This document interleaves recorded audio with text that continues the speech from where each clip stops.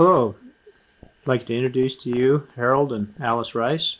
They would like to share with you some of their comments of their heritage and their life together.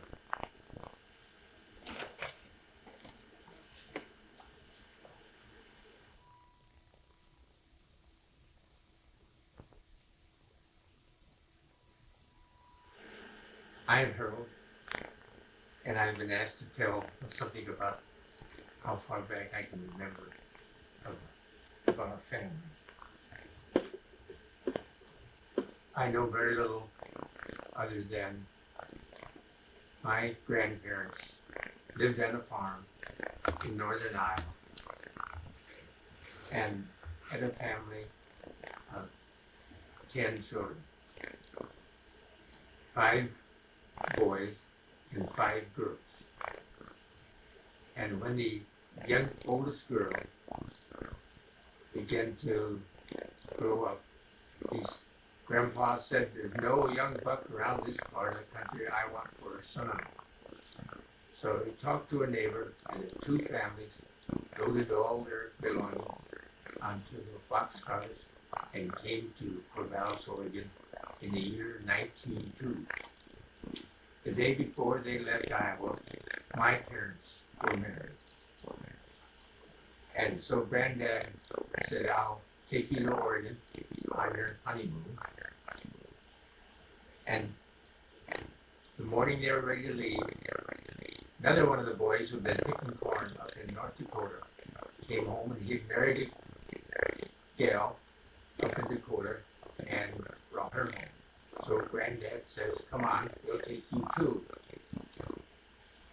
So another boy, they come out head to the west and get up in Canada.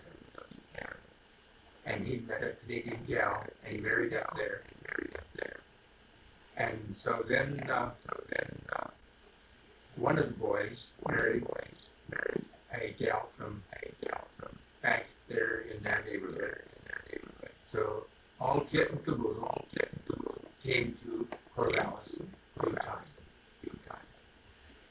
In 1919,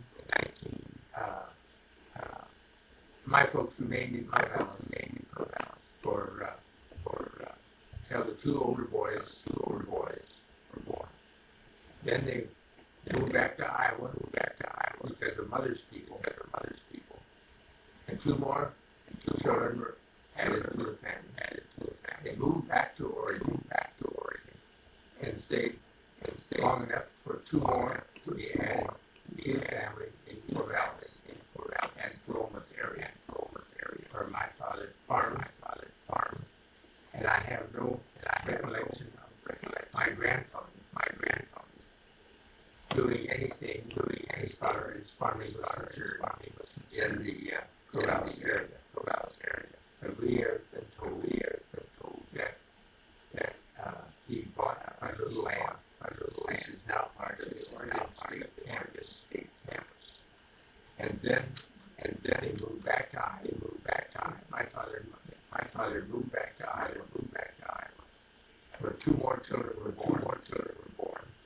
By this time, there's too many to move again. So our family grew up in Iowa.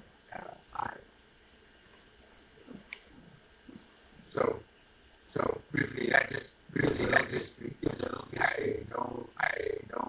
I was told that started out.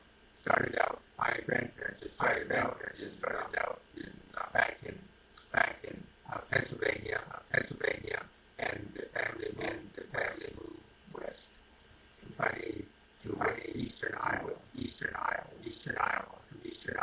My grandmother, and northern moved to central Iowa, and bought this.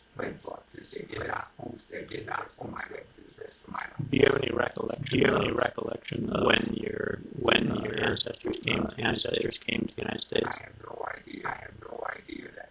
But there's several stories that try to trace history back to Europe, to Wales, some to England. And a book has been printed on the Rices, but Just where they came from. Where they came from, I don't know. So we they call us Pennsylvania Dutch for Dutch Yankees.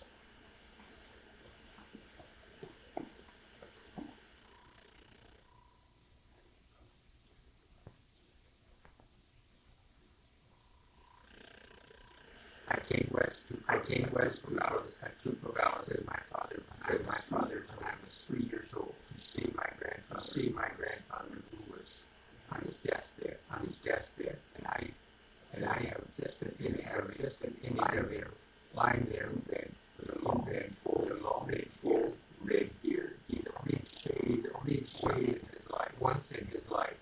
Other than that, he'd worn a beard throughout his life. But one day he went to town and had his whiskers cut off. And on the way home, he saw his neighbors and waved. They didn't recognize him, and that made him so mad. He never had another shave, always grew beard. That's the only image I have of my grandfather. And on the way back to Iowa, I came down with a smallpox. When I arrived home, the rest of the family were vaccinated. My father, and the rest of the kids slept in the barn, and the baby he was vaccinated. He also came down with a smallpox. That's the earliest I remember of any family relationship there.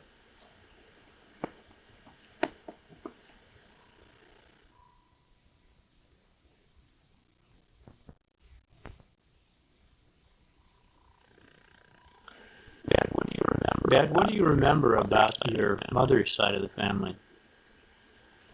Don, I don't remember too much of the history on mother's side. By moving back and forth to Oregon, I can't remember of ever seeing Grandpa Hamstreet. Undoubtedly, I did, small child. But Grandpa Hamstreet and family lived south of Clear Lake. And he filled in as a clergy in a country church. Also, he worked in Clear Lake, as I remember. He was working on the newspaper or printing a print shop, along with his farm work. There were five boys and 5 girls, I believe, in this marriage. Same number as in my father's family. And the interesting thing about it is both families lost a child. And we know very little about it, except the oldest boy went hunting and crawling through the fence. His gun went off and he was found, been shot, trying to get through the fence. This was in your mother's family. In mother's family. How did the child die in your father's family? We don't know.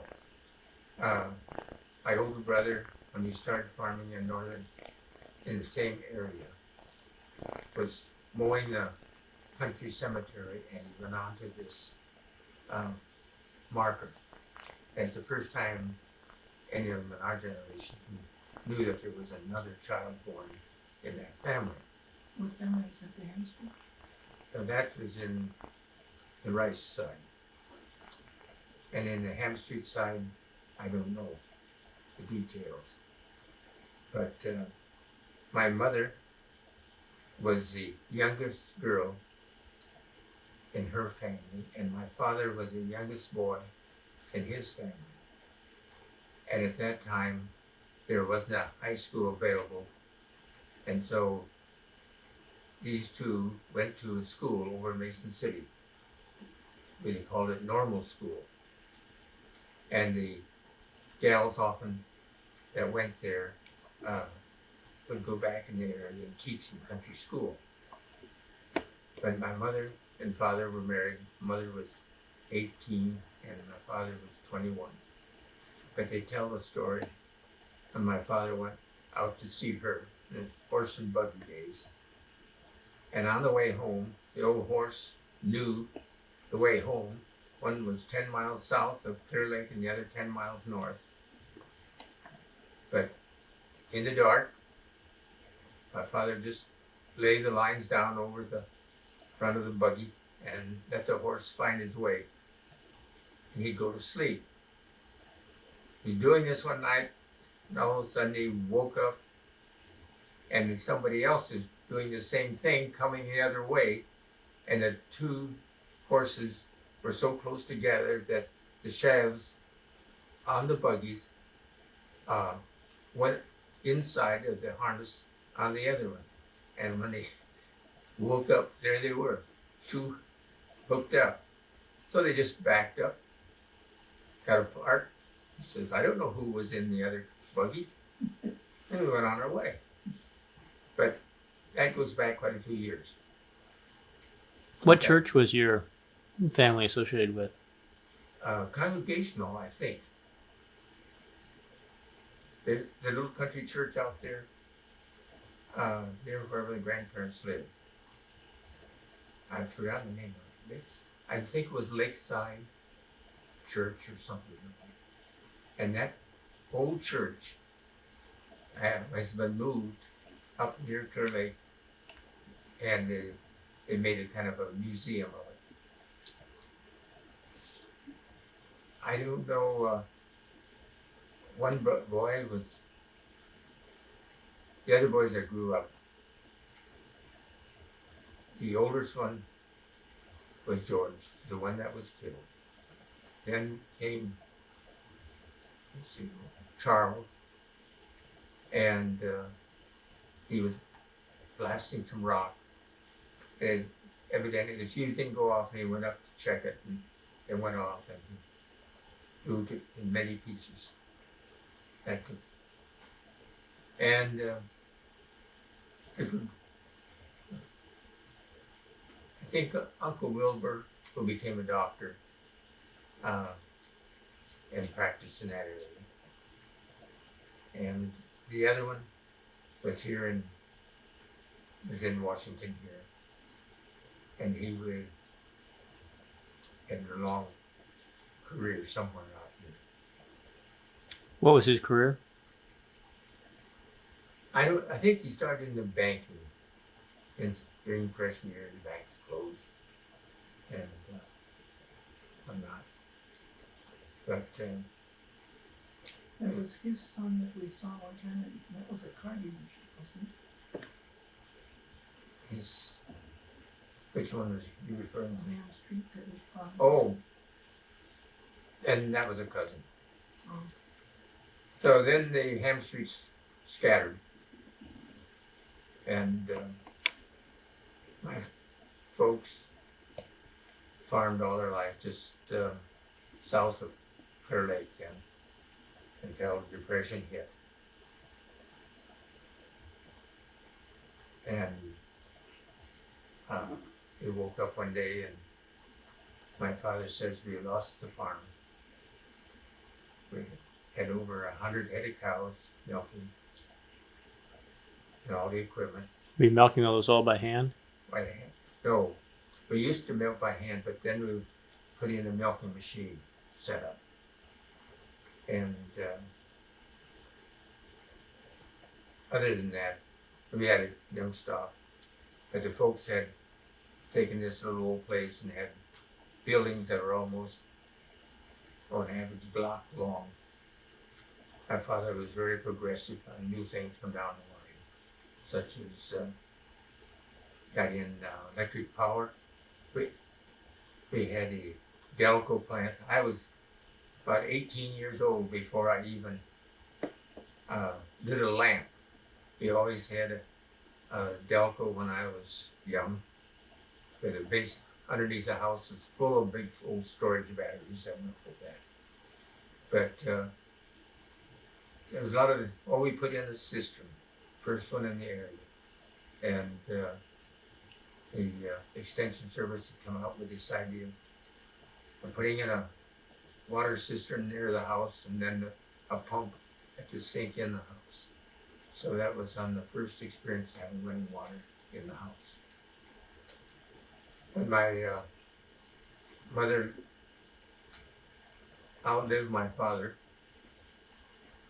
and she lived near my brother Carol for her last years. She made a few trips back and forth from Iowa to Oregon, and but that was about the limit there, except I might add one more thing.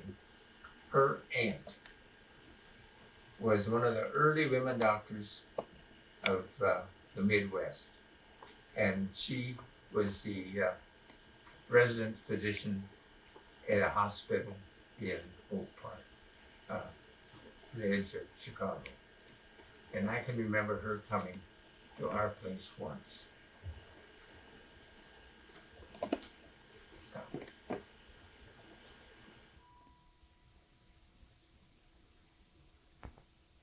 And these are the children of Clark and Gertrude Rice. This picture was taken at the time of my father's funeral on May 10th, 1963.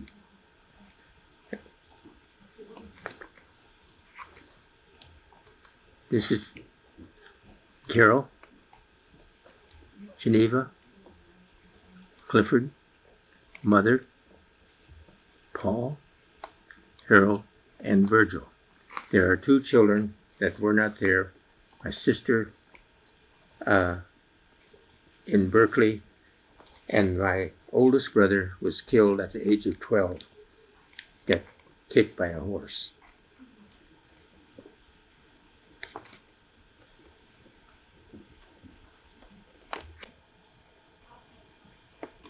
This is a picture of my father and mother, Clark Rice and Gertrude Hamstreet, that were married on January 13th, 1902, by the Reverend R.R. Wood, pastor of the Congregational Church in Clear Lake. The wedding was at the home of her parents, Mr. and Mrs. C.R. Hamstreet, in Union Township. Mr. Rice was born and reared in Grant Township. Stop. This is a picture of Clark and Gertie Rice. Mr. Rice has farmed all their, they have farmed all their lives in Saragordo County, except for about 6 years spent in Oregon. They lived on a farm near Swaledale 16 years. The Rices have 5 sons and 2 daughters living. Stop. Here is my grandparents, George and Olive Rice, taken in 1850. I know very little of their early years, but we do have the picture here of my grandmother at 80 years of age. I can remember only seeing my grandfather once. Where did your grandfather live that you only saw him once? I don't know. When I can remember, he was out here at Corvallis, Oregon.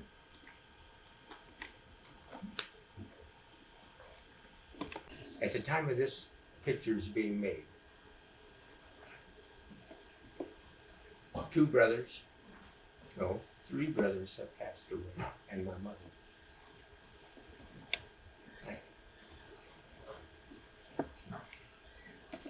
We have a large group of relatives, cousins, that are scattered all over the country.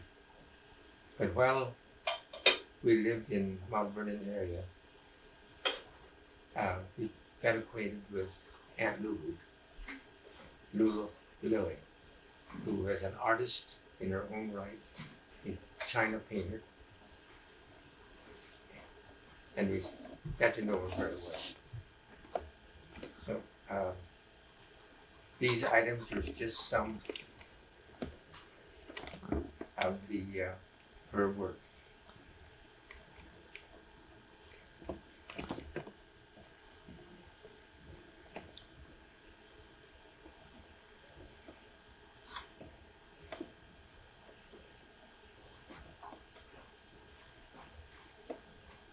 She was married to Horace Lilly in Corvallis, and no one was aware that he had epilepsy. And the first night they were married, he through a epileptic reaction, and he'd evidently had it for some time, but it always came on at night, and his folks were not aware of it. So she was too proud to give him a divorce. He asked for a divorce. But years later, she had to put him into a care center, and they were divorced. So she has made her living for all her active years just painting china. She had her own studio and did real specialty painting. She painted also scenery pictures. She's won many contests where her pictures were shown. Tell us a little bit about your ancestors. My ancestors go back to the Revolutionary War. They came from England and settled in Vermont. And there's a mountain in Vermont named Bromley Mountain, named for those early settlers. The men that were in the Revolutionary War were Bethuel Bromley and Joshua Bromley, father and son. And then their son and another son of a son, and it gets down to my grandfather, Irwin Eugene Bromley. And he was in the Civil War, and sometime during the Civil War he was captured and put into Anderson prison camp. And it was a very hard experience. There was deplorable conditions there, sanitation and lack of food and so on. So he became very thin and kind of sickly. But after the war, he was still alive and was released, and he went back to Vermont to his family. And they didn't know him when he got there, but the family dog knew him. And then after that, after he gained his health again, he went to Minnesota and started to farm. And there he married Sarah Smith. And they raised their family on the farm. And my father was the second born to that marriage. And I think there were 11 children in that family. And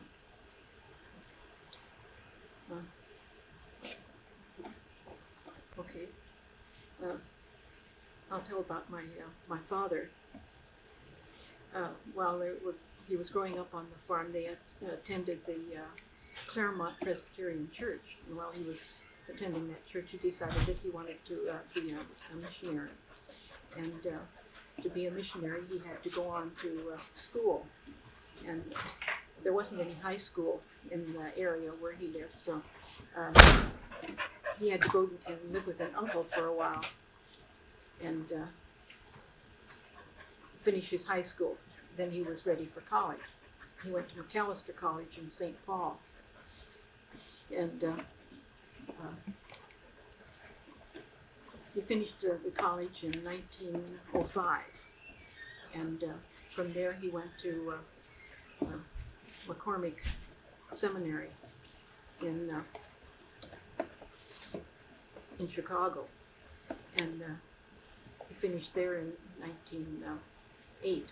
By that time, he was ready to go on the mission field, and they were having trouble in Africa where he had wanted to go, and weren't taking any more missionaries. They weren't allowed to go there. So the board asked Dad if he would like to go to Alaska instead. And he thought that was a good idea, so he went. And right after he finished seminary, he was ordained at the Claremont Church where he had grown up. And then soon after that, he married my mother, Martha Olson. Martha Olson had gone to Macalester College.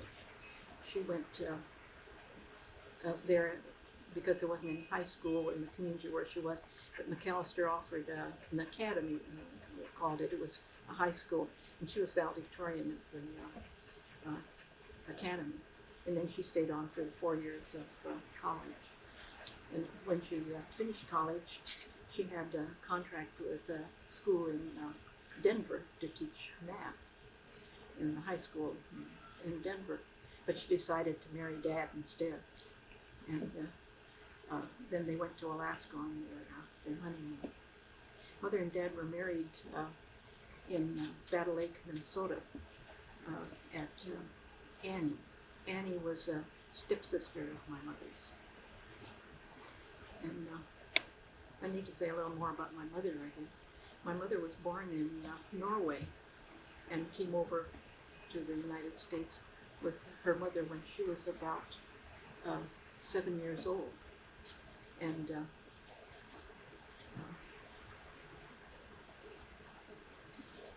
think that's all.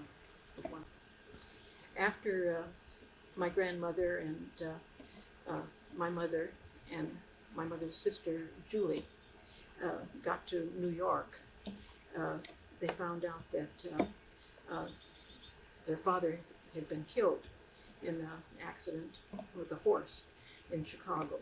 But they went on to Chicago, and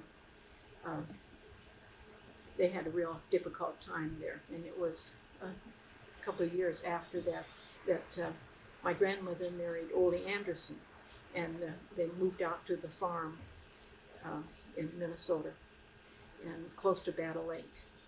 And then my mother went to live with a family in Maine. Julie stayed with her mother on the farm.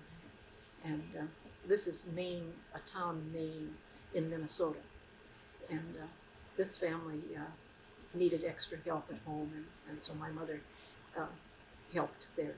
And they became very fond of her, and when it was time for her to go to high school, they wanted her to go on and have an education. So they saw to it that she went to Macalester Academy, and that's where she was valedictorian.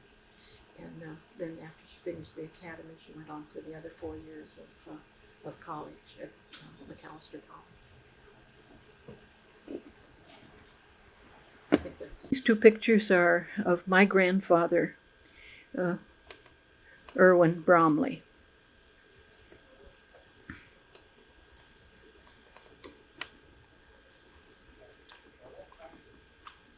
Did you know your grandfather? I knew my grandfather, saw him a few times. One time he was in the 4th of July parade as a veteran from the Civil War. Is he the one that was in the prison camp? Yeah, he was in the Anderson prison camp. As of my father, Eugene Bromley, and this is his picture when he finished college at Macalester in 1905.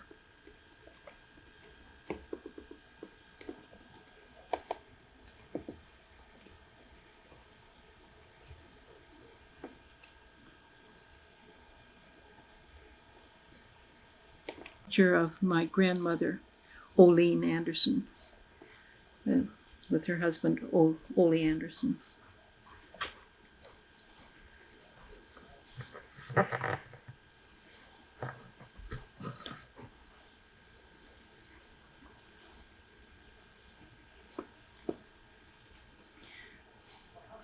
This is a picture of my mother.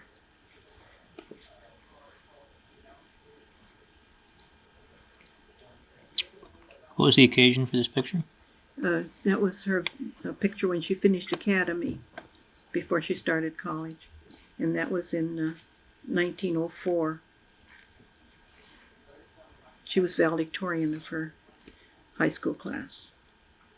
Would she have made this dress? Yes, she made her own clothes. She made her wedding dress as well as her all her clothes while she was in college. She was a good seamstress.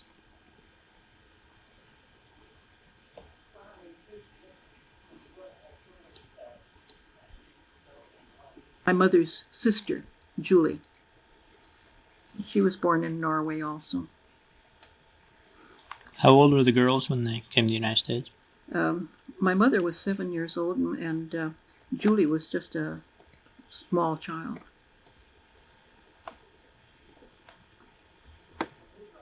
Picture of my father, Eugene Irwin Bromley, about the time that he finished at seminary, at McCormick Seminary in Chicago, about the time that he was ordained and about the time he was married.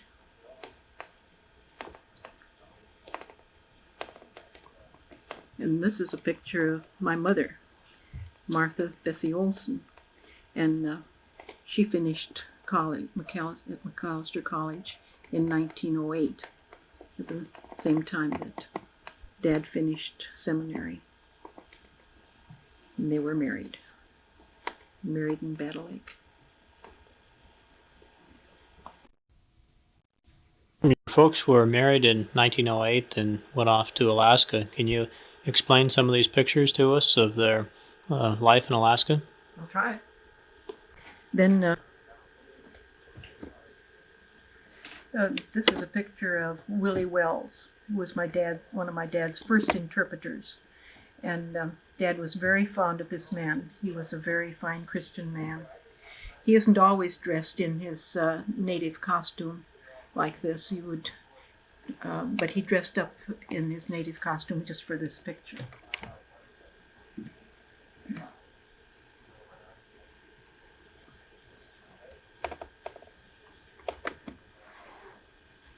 This is the same church, the Indian church, the same one that we saw, just a closer picture of it. Then in Sitka, they had another church which was called the White People's Church, and Dad would have services there every Sunday and midweek too. And that was a picture of Dad later. I want to show a picture of Dad soon after he got to.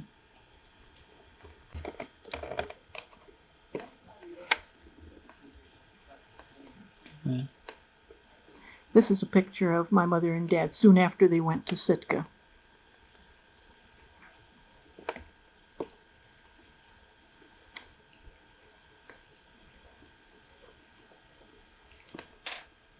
Oh, that's enough.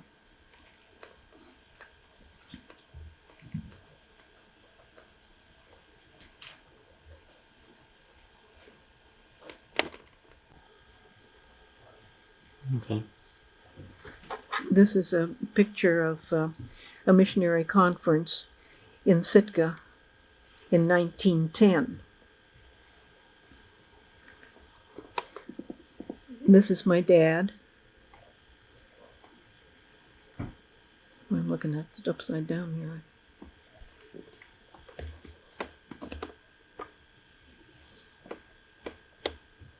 Where's your mom in the picture?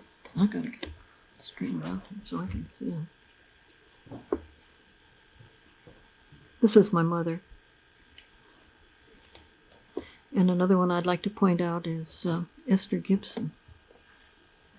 This is Esther Gibson right down in here. Esther Gibson was the nurse that was with my mother when I was born.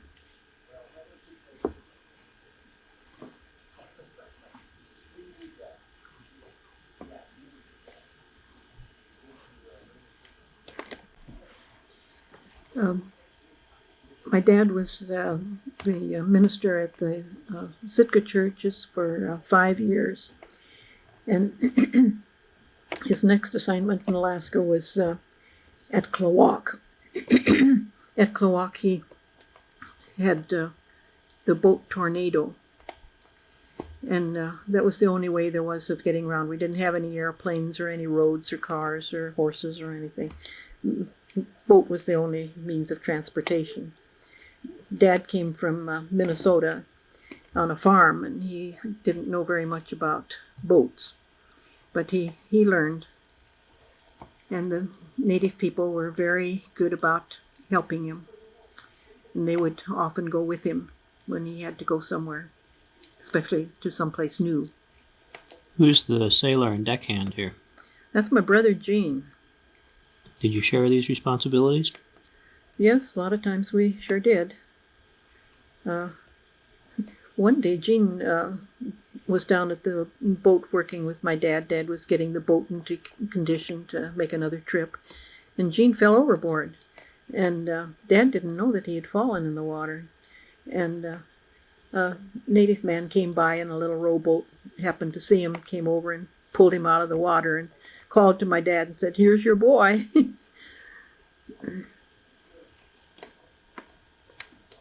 It was on this tornado that I learned my multiplication tables and did a lot of my schoolwork.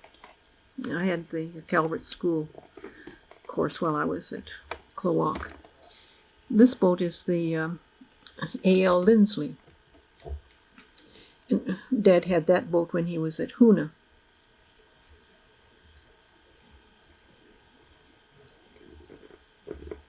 While Dad was at Sitka, he was asked to become a member of the Alaska Native Brotherhood, and he was given a Tlingit name. And his Tlingit name is Konkataw. He was very proud of that name. Often the Indians would pass their names on to a younger generation.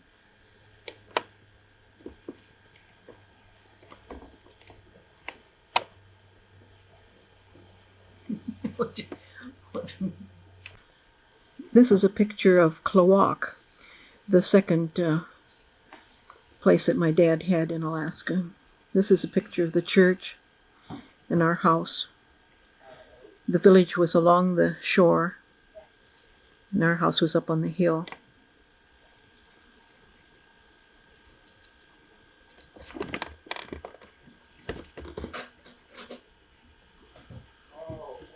That's a picture of the church. It was right next door to the manse where we lived, and this is a picture of the manse.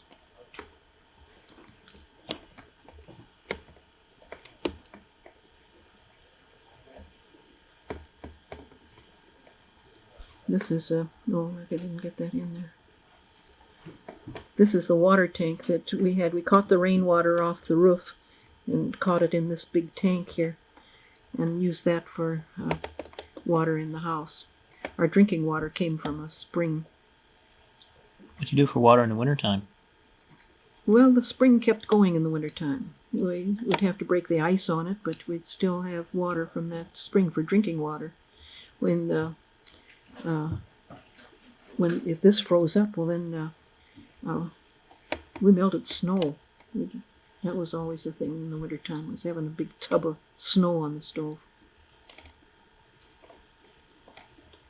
That's a scene from our house, looking across the bay to the cannery. How did you get from your house down to the waterfront? There was a sidewalk that went from our house down to the bay. Did this bay go dry or to mudflat when the tide was out? No, not entirely. The tide would go out and leave quite a little beach, but it was a good deep bay. You could bring boats in there. One time the whale kept a lot of herring caught in there and wouldn't let them out. At low tide some of them got stranded, and we had a real smelly beach for a while. How many whites lived in this community compared to the Indian community? There was only one other couple. The government school teachers were there in the wintertime, and that made the only other white people in town. in the summertime, they would sometimes be some white people over at the cannery across the bay. Otherwise, it was all the Clinkets.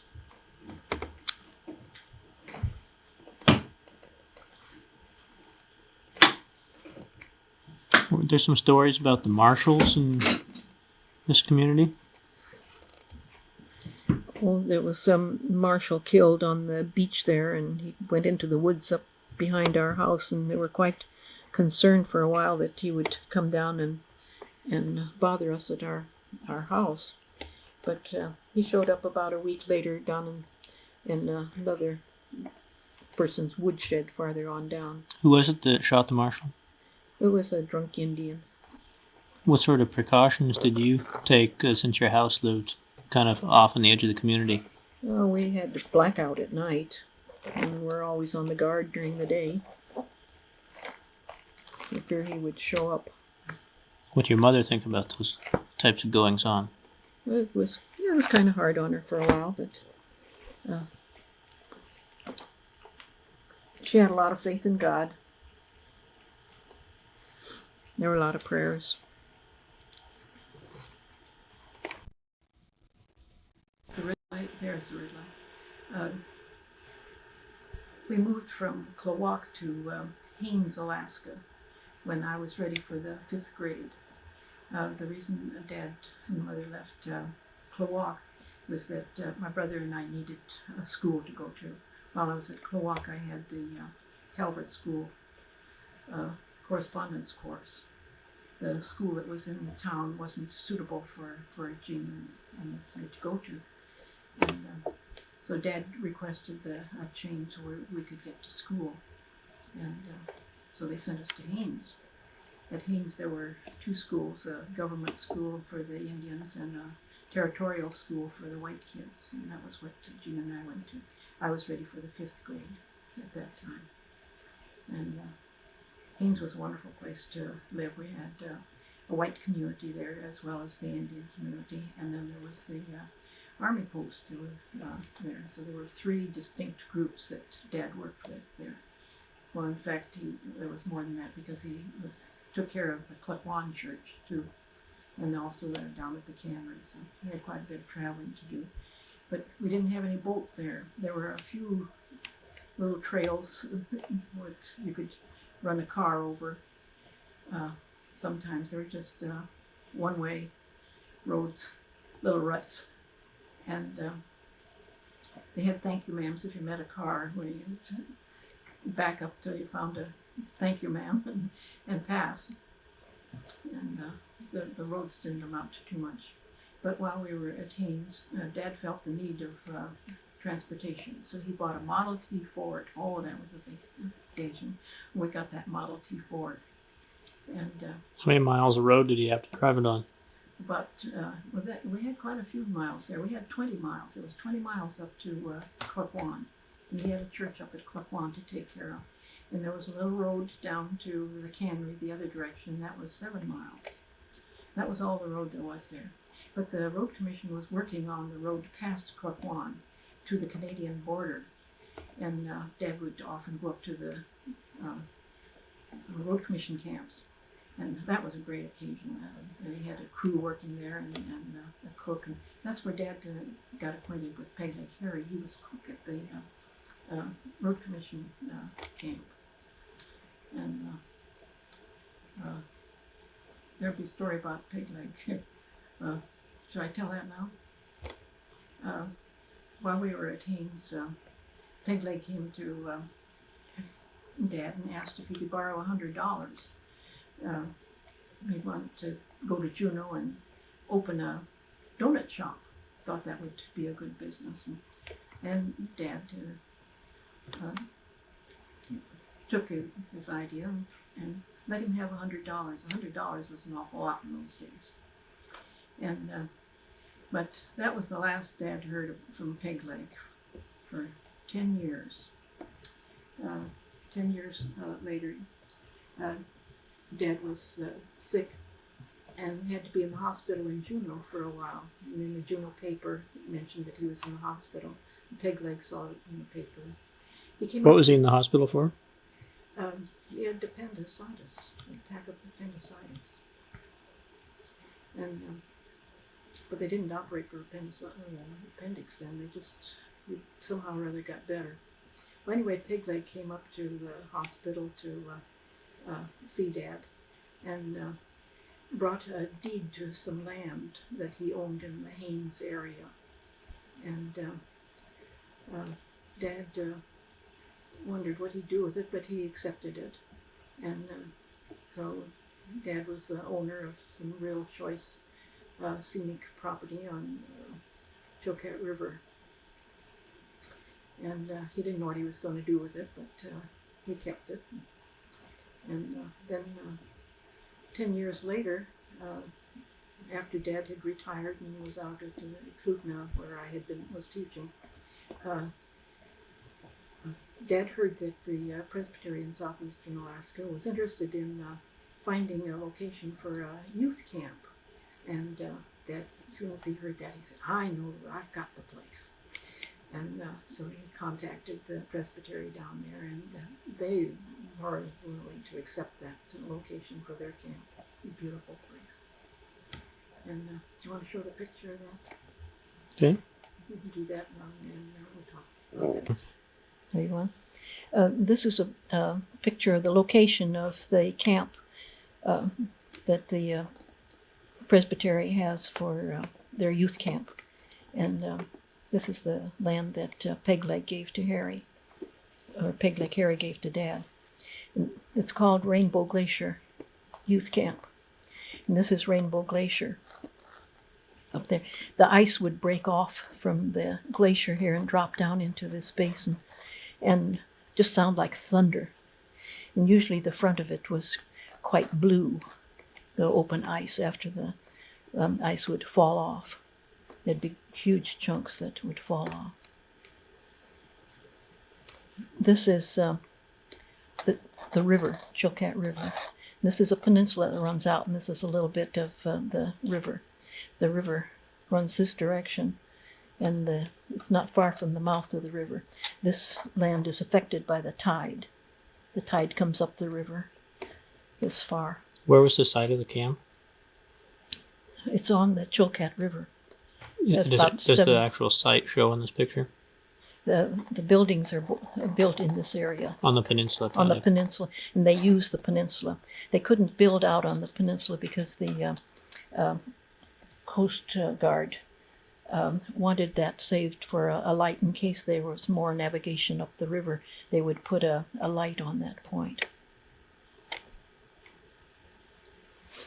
When we lived at Haines, we used to visit Martin Madsen, who had a homestead over on across the bay from the location of the camp. And often we would hike over here to this area. It was a good place to go swimming.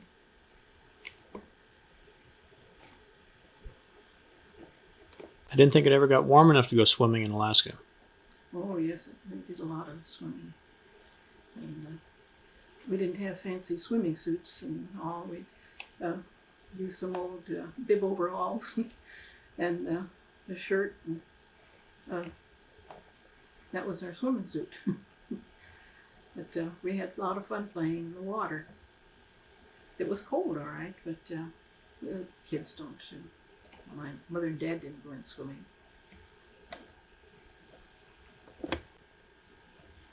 At Haines, we had the 3 groups of people, and my brother and I were real fortunate. We were accepted in all 3 groups, where the other children in communities weren't accepted in the other groups. We could have playmates down in the Indian village, and we could have playmates with the white kids, and we could have playmates over at the army post. And so we had the advantage while we lived there at Haines, because Dad worked with all the 3 groups. And when we first went to Haines, we had an old manse building there. Part of it was a log cabin, and then they added on to the log cabin and put them upstairs in it. And it also had a wood shed, and it was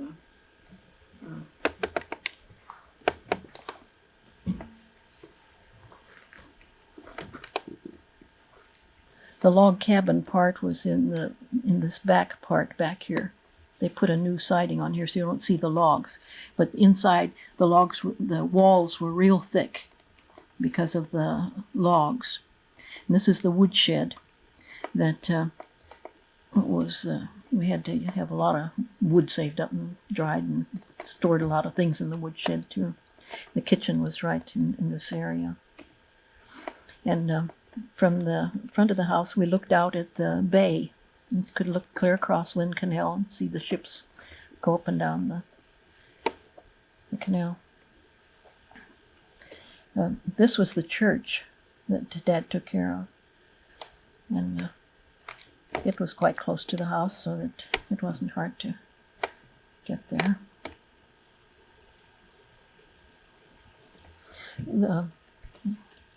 I told about the camp, the Glacier Bay, no, Rainbow Glacier Camp. And they built a building there they used at the camp, and the original building burned, but they were rebuilding, and this is the new Bromley Hall.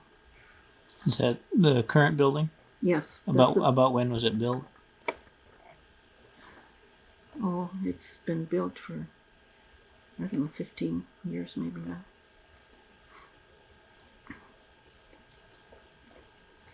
And while we were at Haynes, they tore down the manse, and this was the new manse that was built while we were there.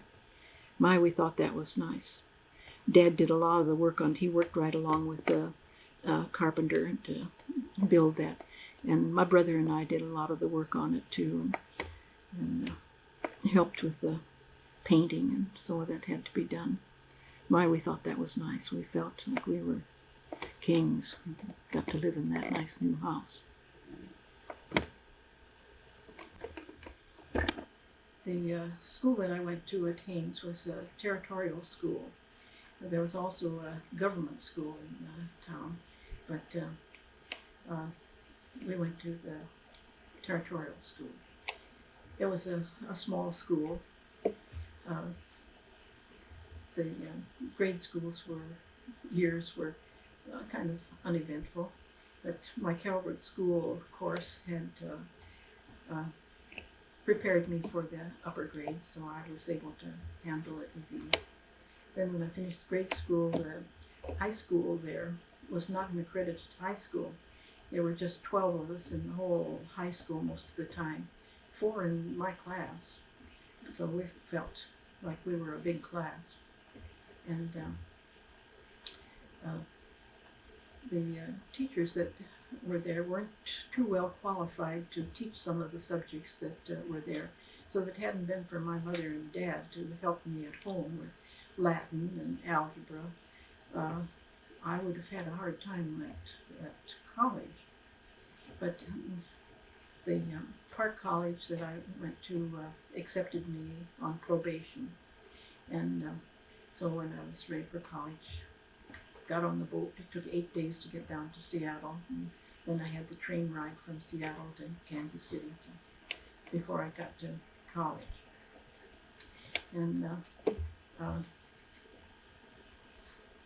it was easy to pass the English test. My mother always used the right grammar, and so if I needed to know how words were supposed to go together, I could just think how my mother used to say it, and that was how I got through bonehead English.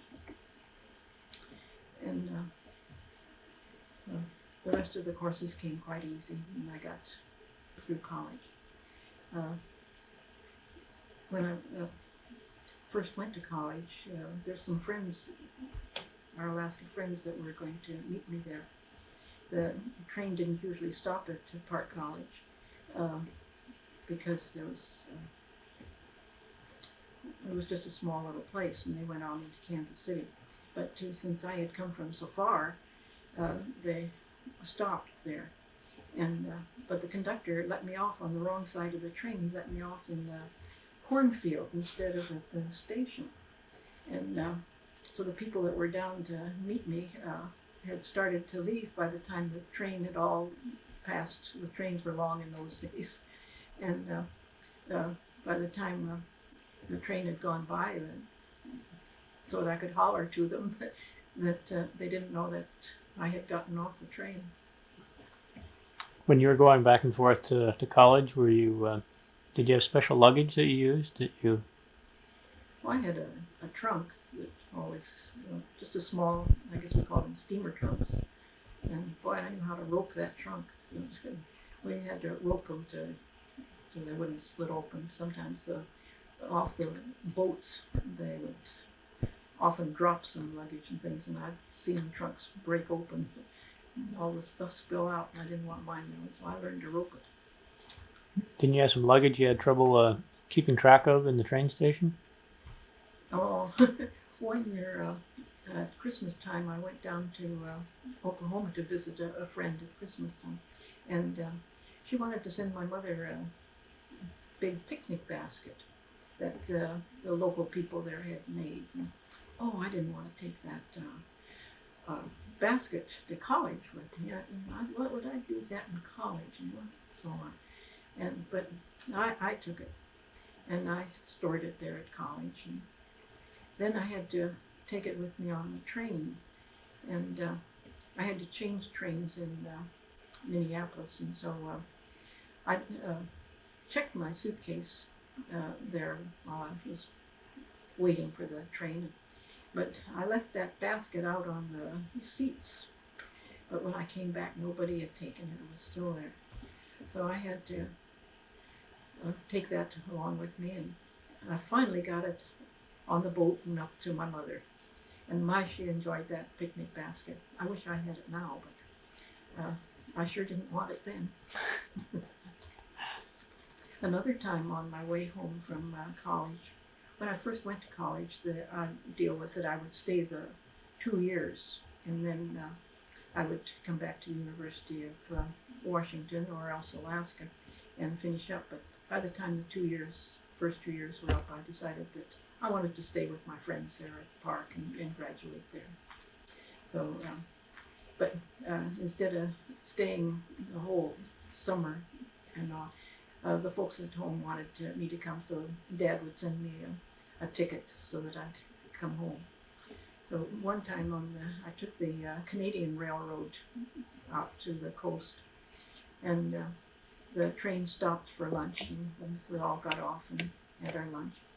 And somehow or other, I left my little blue purse on the counter. And so when I got on the train, I hadn't missed it, and I wasn't used to carrying a purse, and it easily got away from me. But after the train started up, the conductor came through and looking for a blonde girl with a blue dress on, and so he asked me if I had my purse, and I looked around. No, I didn't. Oh my, where's my purse? And he had it and gave it to me, and I was thankful for that.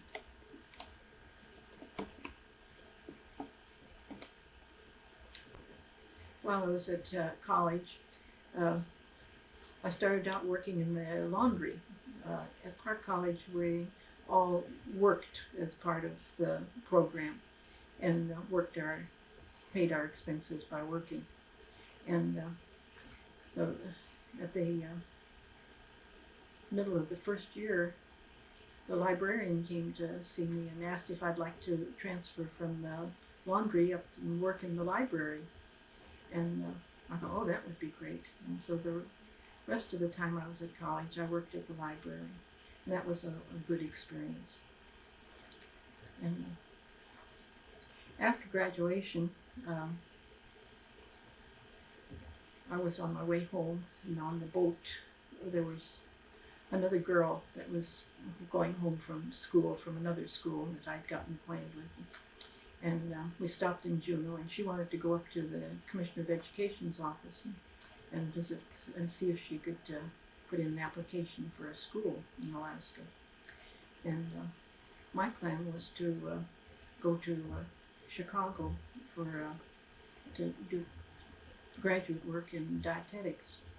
But after I was up at the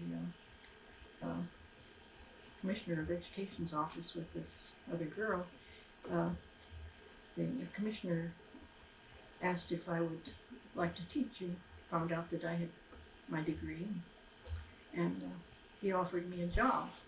I thought that was pretty good because I'd had to borrow money to go on to do the graduate work. So I decided to take that job for a year. What was your undergraduate degree? My undergraduate degree was in home ec with the idea of going on to dietetics. So I had a lot of chemistry. And after I taught 1 year, I decided I wanted to teach another year. By that time I was a teacher instead of a dietitian.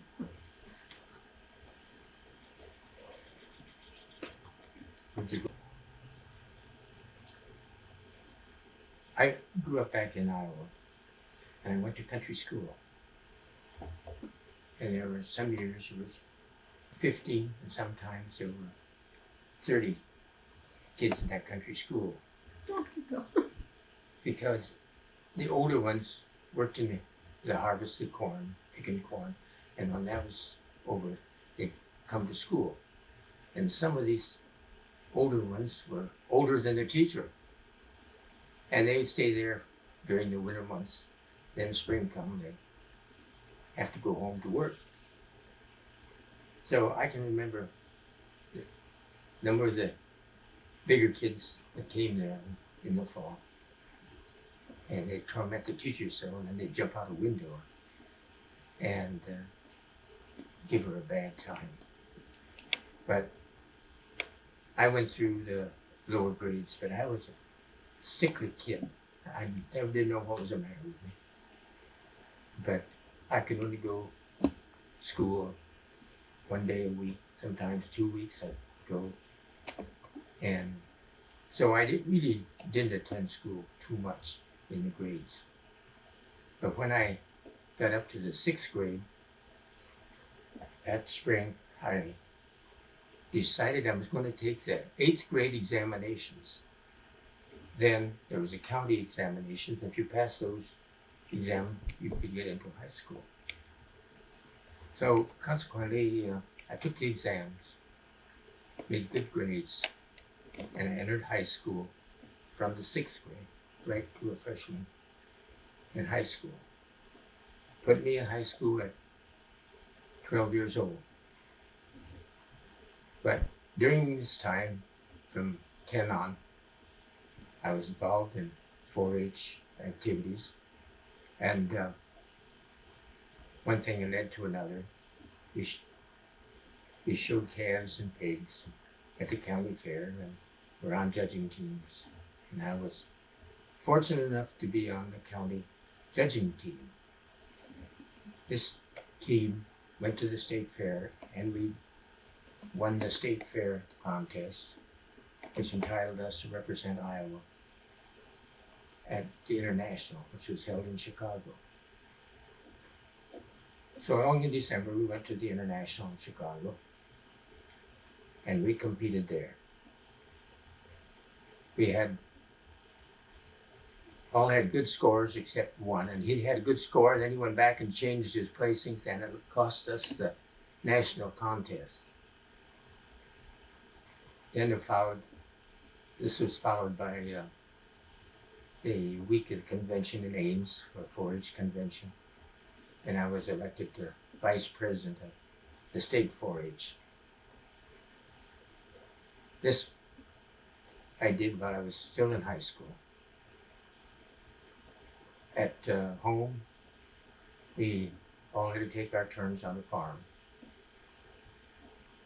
The 2 girls were just older than me, and Carol was next, and he wanted to get a job somewhere, and so he went down to Iowa State for a quarter, and then he got a job as a milk tester in eastern Iowa. And I stayed home for the next 2 years. I was 2 years younger than my high school class. And the seniors didn't want me in their group because I was too young. And the sophomores didn't want me in their class because I was a senior. So you begin to feel like a square peg in a round hole. But I went ahead, came up to my senior year, and spring came. So this meant that I had to drop out of high school to work in the field. So I went to high school the first day of the last 6 weeks. And I went the last day of the 6 weeks and took the examinations. And of course, I flunked everything for that 6 weeks. But I still got high enough grades, so I had some of the higher grades on the subjects I was taking. Well, I went through graduation, and then during this time, just before graduating, the folks announced that we had lost the farm during the Depression years. And so that meant they had to move off, and we moved down to a little 10-acre patch place across the road that we had for a number of years. But there wasn't enough work there for me. So I got a job on a farm that was owned by the parents of a high school friend. And the parents had a hardware store in town and the farm in the country. So I worked there most of 2 years. But Mr. Sheridan would say to me, you go on to college, you go on to college. But I couldn't figure out how in the world I was going to college. But I knew I was going to go to college.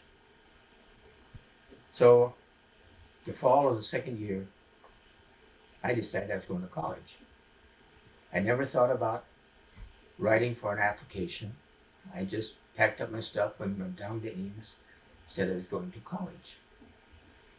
And they took me in, and I had $42 to start the college. For the first day, tuition and matriculation took $40 of it, so I was down to $2. In my experiences at the fairs and so on, I met a college friend that reached out to me, and he was a member of Farmhouse Fraternity. That seemed an impossibility for me, but they took me in, and they carried me along, and I went to church the first Sunday, and the minister said that you needed somebody to do typing. Well, I could type, so I applied right after church and got a job starting the next morning. So with this, I felt, well, I can eat, because the wages on the farm were $10 in the winter, 7 days a week, and $15 a day, week, beg pardon, a month in the summertime. Well, I figured I could earn that much and go to school. So I typed for all my spare time for 3 weeks. And there was a professor in the genetics department that called to the house, and he wanted a couple guys to come and wash windows. There was a senior and myself there, and we took the job. At the end of the day, he paid off the senior, and he said to me, would you come back tomorrow and wash my car? Well, sure, I went back. Got that done, and he said, you know, there's a job opening up in the genetics department. And it happened that he was on vacation, this professor, because at that time, the professors could only teach 9 months out of the year, and they had to take 3 months off. And this was during his 3 months off that I contacted him. So, first of the week, I got a telephone call and told me to come to the genetics department. And so I got a job, feeding rats, mice, and guinea pigs, and chickens. And this job lasted me all through college. And from that job, I ended up at graduation time with a $75 college debt. So that brings us up to graduation time.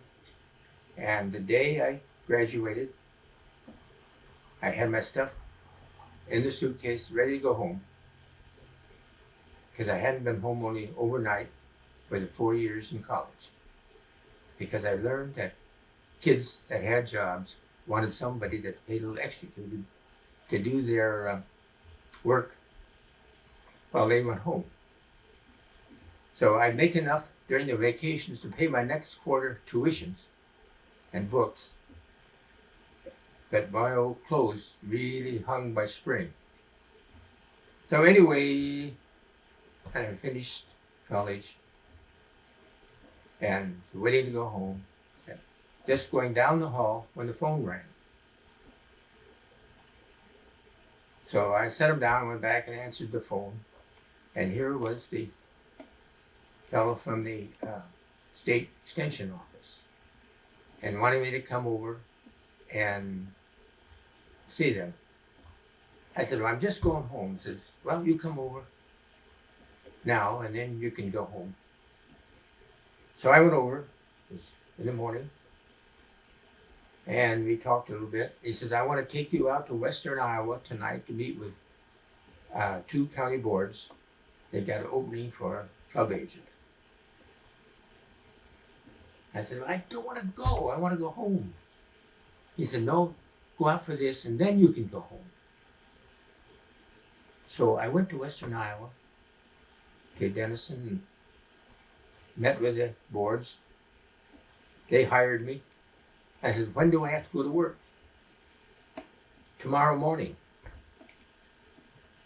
But I didn't have any car. I had to find a car. I didn't have any money. I didn't have any credit. We lost everything at home. There was no credit. But in order to take the job, I had to get a car. So one of the fellows in the extension office loaned me $250 for a down payment and a new Chevy car. And I started to work. I didn't make it the next day, but I did the following day. I didn't get home till Christmas time. There's a lot of things that happened along the way. And the second year, as a 4-H agent, I had more success than any one person should have had.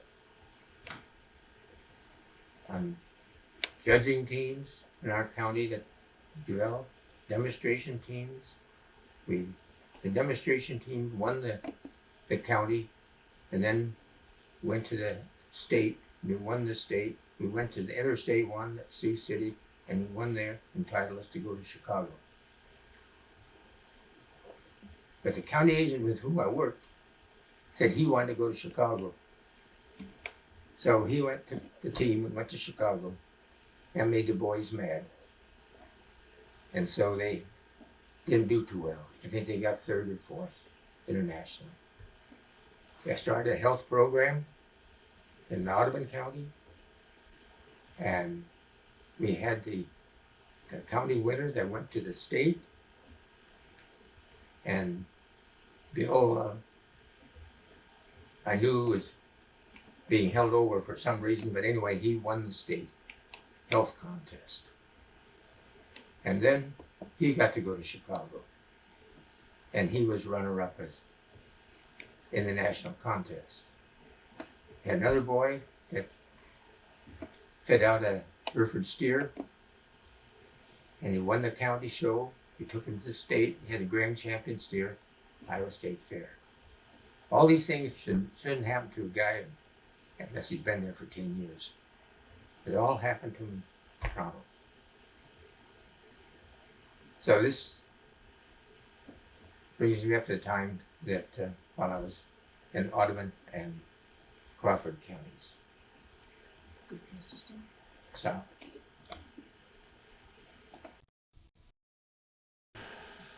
After 2 years in Crawford and Audubon counties as a club agent, and I always had the desire and knew I was going to go to Alaska. But how I was going to get there, when I was going to get there, I did not know. But I remember back in the grade school, hearing that they had 6 months of light and 6 months of darkness in Alaska. And the teacher was trying to tell us about it. I told her I couldn't believe that. And so I had to give up my recesses for a whole week because I doubted her word. But I told her I was going to go to Alaska someday and find out. The time had gone by. And after 2 years in extension work, I resigned and had contacted University of Alaska. And they had offered me a job at the University of Alaska at the experiment station. So I went home, picked up my folks, picked up my sister, and I had a new car, and we drove to Seattle. And but on the way to Seattle, we stopped in Corvallis. And I went down to the railroad station there, checked some prices, and the railroad agent says, "We have this ship that goes to Alaska, and I can sell you a ticket from here, or from Seattle to Fairbanks. And they have this 2 or 3 different decks on this big ship, the Columbia, and he gave me the rates for the different passengers on these different levels. And finally, he got down to when he said steerage. And steerage didn't mean anything to me. He said, "You see this? The people on this lower deck have this in the first shuffleboard and this and things to do there to occupy your time." So I said, $72. That was a big money. So I said, that's the one I'll take. So I got a ticket on steerage and headed for Fairbanks. Got into Seattle and down to the dock. And I started taking my stuff off, and they said, "Well, you're going steerage, you go down that hole." So I went down, and here was all this space down there, and I looked around, and here was a bunch of Indian people here, and the Eskimo people over here, and people going up to Alaska to work in the canneries, and so on. Well, that didn't bother me so much, but I didn't have any blankets, so I had to beat it out in the street and buy a sleeping bag. Back and folks and my sister took the car back to Iowa, and we both headed north. Made several stops along the way, but just before the boat took off, here came a bunch of college guys, a bunch from Yale and Harvard and MIT, and all going up to the canneries to work. So that made me feel better. But they spent all their time up on the upper decks, and so I soon caught on, and so I went up the upper decks too. Got into Juneau, had to stop there. Leaving Juneau, I noticed that the people on board the boat, the waiters and other people, were tying down the furniture. And I thought, boy, what are we going to get into? They tied down the piano, the davenports, the chairs. Because shortly after we left Juneau and got out in the open ocean, I found out why. I started to get sick. So down the hole I went and lay in the bunk, nearly all the way to Seward. I didn't eat much of anything in that trip from Juneau to Seward.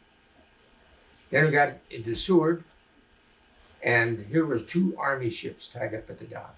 They had to move so we could get in. So I went to Fairbanks on the first train that had ever gone from Seward to Fairbanks without staying overnight at Curry. Curry was a stop and a hotel that railroad owned. And so they'd have people stop and they'd feed them and so on, then go on the next day. So I got into Fairbanks about 5 o'clock in the morning. And so I went to the hotel and they couldn't get a room. So finally I asked the guy at the desk if I could use a restroom and clean up a bit, because I want to go out to the college. He agreed. So I went out, I cleaned up. The college was 5 miles away. And I started walking. Walked about 2 blocks when a fellow picked me up. And he was an engineer working on a gold dredge out beyond the college. So we got talking, and his good friends there were a couple that gone up from Ames, and I had babysat them, their youngster, when I was in college. And so I stayed with them for 2 weeks, because you just, rooms are impossible. And I got up to the college, and he let me out by the campus, and I walked up, and I saw this fella sitting on a big rock right on the campus. So I went over and talked to him, told him who I was looking for, and he said, well, he's down in southeast Alaska, and I don't know just when he'll be back. But he said, come on up to the office. And he took me up to the extension office, and I talked to the secretary, and she gave me the details. And so I asked her, I said, who was that old fella sitting on that rock up there? And she said, well, that was the president of the university. I said, well, I thought it might be a janitor or a yard man or something that way. And I no more left the office when she went right in and told Dr. Bennell what I had said. And he never let me forget that. He says, some people think I'm the janitor or the yard man. Very few of them think I'm the president, see. But from then on, he was a good friend. Dr. Bennell was an elderly gentleman. He was the first president of the University of Alaska. But I had to wait a few days for the director of extension to get back. And then the job that I was supposed to have and wanted, he said, won't be open till for 6 months. But in the meantime, you can go out to the experiment station. So I went out there one day and I don't know, help do some work. And that wasn't what I wanted. But they were just starting to build the first airfield in the interior of Alaska. So I had enough money saved up that I could vacation for 6 months if I wanted to. But I laid around one day and I said, this is for the birds, and I'm going out and get a job. So I went out to the base, and they said, well, which shift do you want to work on? I said, they're making a difference. It's light all night. It was the month of July of 41. It ended up, I had my college degree, had a sheepskin, but I was not a journeyman. I didn't have a trade. I caught on fast. But the job I got was on a muck stick, shoveling cement. And from there I had 2 or 3 other jobs. Excuse me. So then I helped a little electrician out. He was having troubles, and so I got transferred to the electrical gang. And that shut down. He says, why don't you go over to the sheet metal crew? I said, I don't know anything about sheet metal. He says, neither do they. But they were all journeymen that they brought up from California. 276 guys. I didn't miss a shift. Started right in on the sheet metal crew. And I stayed there until spring. At that time, there were only 7 of us. still there. They had been there in the fall. So anyway, the job opened up down in Mangusco Valley in Extension. And I got the job. And I went down That's a good place in to the start. spring to Mangusco Valley.